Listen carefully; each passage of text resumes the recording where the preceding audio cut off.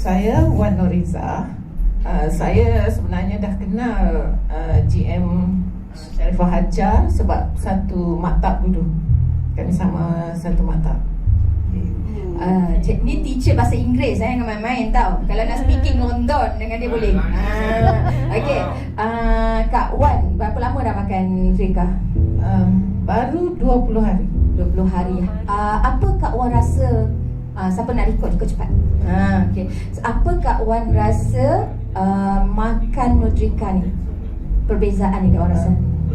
Pada mula hari pertama dan kedua makan, memang lutut dan juga tumit berasa sakit.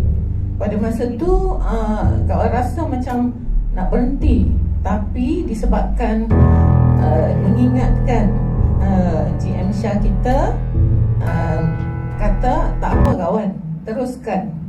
Jadi memang teruskanlah. Kemudian setiap hari tu memang makan 2 kali sehari. Dan pada masa dalam tak sampai seminggu, sakit lutut dan juga tumit tu dah beransur baik. Dan sekarang memang boleh, orang kata semalam kan kita buat aerodance, memang boleh berlari. Betul. Dan baru ni ada KKM buat pemeriksaan kesihatan di sekolah. Memang result untuk pemeriksaan kesihatan tu sangat memuaskanlah sebab memang tak ada apa-apa penyakit.